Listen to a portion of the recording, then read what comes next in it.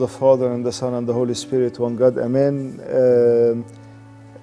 Continuing series of Set Free, and we spoke in the first time about the issue of porn and how porn is targeting the kids, and the kids, our kids, are victims. They are not evil kids.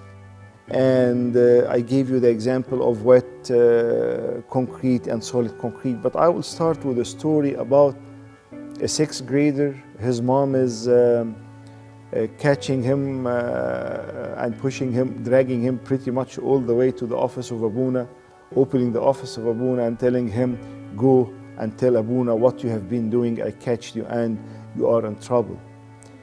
And obviously it seems that this boy has done something. He went to Abuna in front of his mom and he told him, Abuna, I was playing a game. I reached level 5 in the game. I got a message that because you have achieved this level, you got awarded a gift. You want to redeem this free gift? He said yes. He clicked yes. It pushed him to an inappropriate website. And here, when he memorized the website and he was avoiding the whole thing, going all the way to the website voluntarily afterwards, and this is the reason of how he started getting hooked up on inappropriate or bad websites. And so I'm just telling you the story because it tells you that the kids are victims and they are targeted. They are targeted everywhere, and we as families, that we have an obligation to protect our kids because they don't know. They don't know simply, and we don't know what we don't know, as they say. So it is of crucial importance that we protect the homes, protect the internet, protect the iPads, the iPhones, the Droid phones, whatever it is, and there is a lot of tools helping us. Just Google or YouTube how to do restriction on iPhone. iPhone has a restriction. We'll speak about protection, but I'm just later on. But I'm just telling you that is of very important, of high importance that we manage to be there with the kids, know what they are doing, blocking any opportunity that the devil will attack them or put them in this trap, in this direction. So there is a very heartbreaking statement done by a lady. Her name is Patricia Nell Warren. You can search this, and she is a lesbian journalist, the advocate of the LGBT community, the community of the homosexuals. And she said this out loud: whoever captured the kids owns the future. She's saying it out loud. We are after the kids, we are after the little ones, because the one who captures the kids owns the future. And it's like, think of this, think that you are in your home, but just dream that your home moved from your place to the place where ISIS is. And now you are in Iraq and ISIS is all over the place. And you are saying, yeah, you know what, yeah, they are very nice people. I'm just curious to see how they look like, how they deal with others, and how things will work out. It's no big deal. No, it is very risky, and it is approaching, we are approaching death. And you will see that I will share with you a couple of stories of people who committed suicide because of porn. And you will say, oh, what does this come from? And I will give you the stories of 2 youth in details shortly. So we are having a big issue, and we need to tackle this from a clear conscience in front of God, because we are going to give account on God's gift in our children, and also in our kids in the churches, and also in our families. So knowing that those who are making or having porn industry or making the porn industry are after the kids is very alarming. And if they are after our kids, so our kids, what we are doing with them.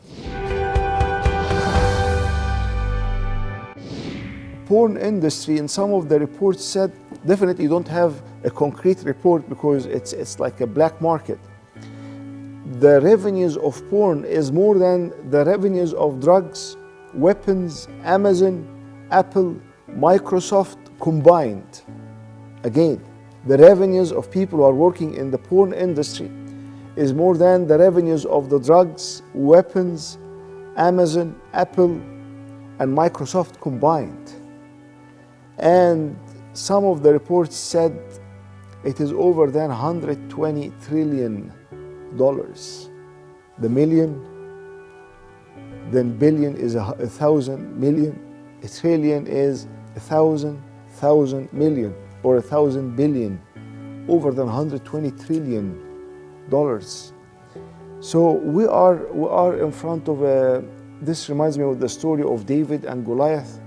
David, very little, tiny, young teenager, standing in front of a huge man of war, 9 foot height, and very, very strong, very powerful. And David in front of him is like non-existent, or very, very, he can't. Let us call the pornography as Goliath, because through the faith of David, David conquered, and through the faith of our righteous servants and the families and the clergy and the church, we will conquer, not because of our strength, not because of our abilities or our money or our efforts, but we trust that God is going to work inside of us if we really are alerted and have a plan what to do and aware of what's going on. So how porn is affecting the families and affecting the kids? 91% of first-time exposure by teen was during research or doing a school project. So they are searching for a school material and they are finding inappropriate websites on the side. The effect of porn on the physical well-being of the of men and the teenagers and young ladies and females is humongous, to the extent that the Time magazine cover in April 2016 said Time and porn and the O in the porn, no entry.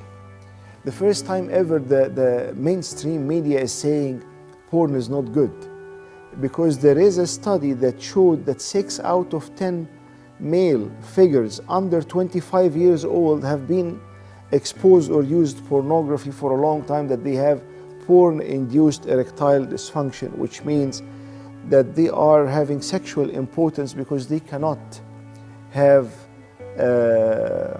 healthy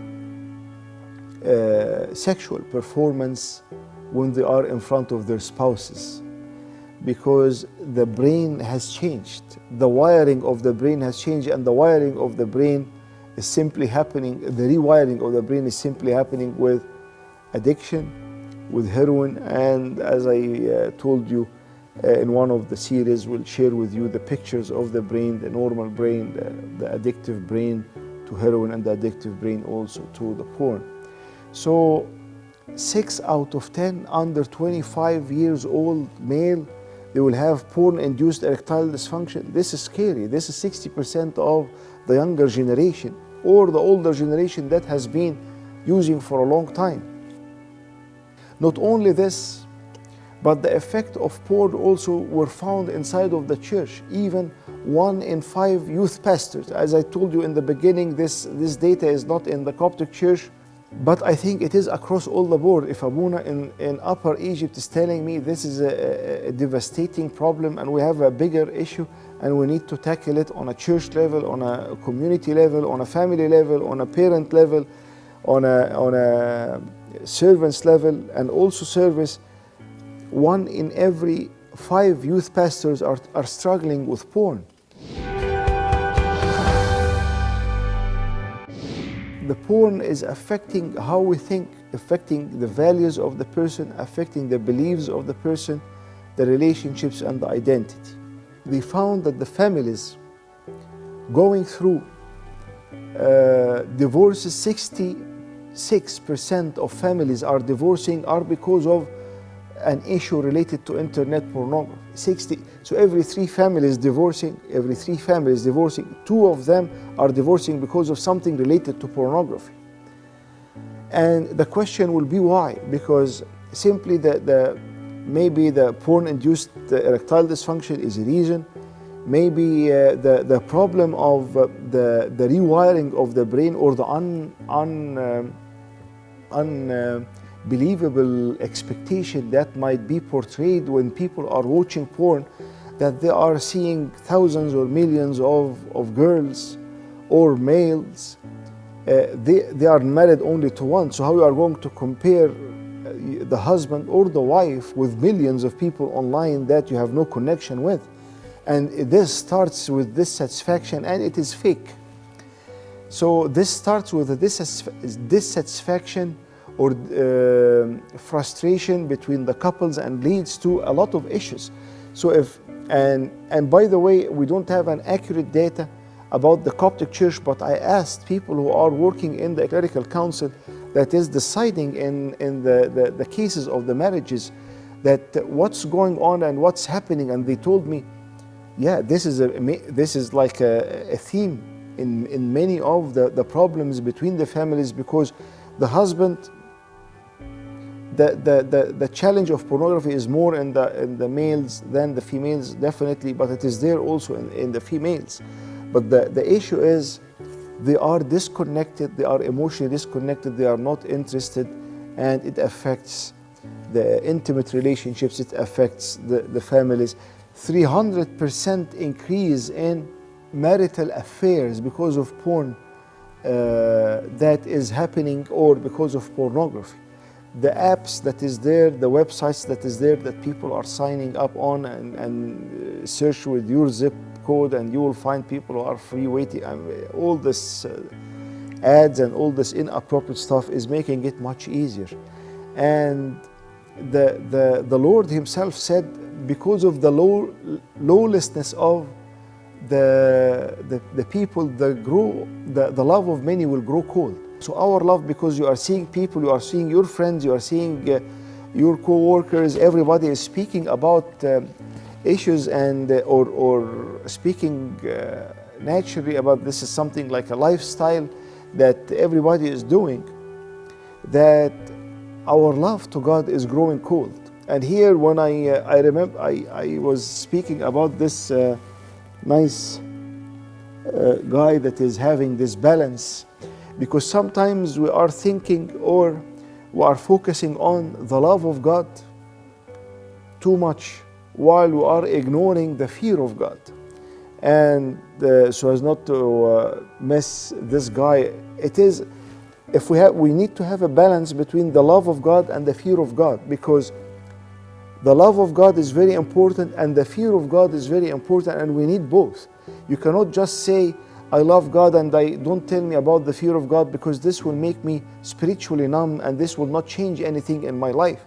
And you cannot focus only on the fear of God and make me scared or really afraid, and this might lead me to be desperate or feeling down, or reach an end of my rope, not knowing where I'm heading, or losing hope. So we need the balance between the love of God and the fear of God. We need this one. Even in the church, if you have in the liturgy, the English liturgy book, if you open page 85 in the liturgy book, we have a beautiful prayer, inaudible prayer prayed by the priest, where Abuna is saying, let us return back to love you and to fear you, because we need both the fear of God and the love of God. So as, and in this time, definitely we need the fear of God more, so as we will be awakened and spiritually living a revival that will approach God with a clean heart and tell Him, you know what, God, there is a lot of inappropriate stuff around us. We need your help, we need your support, we need you to be there. So as we will continue our pursuit of righteousness with Him. We'll continue next series about much more details. Wait for us, and please pray for me as I will be praying for you.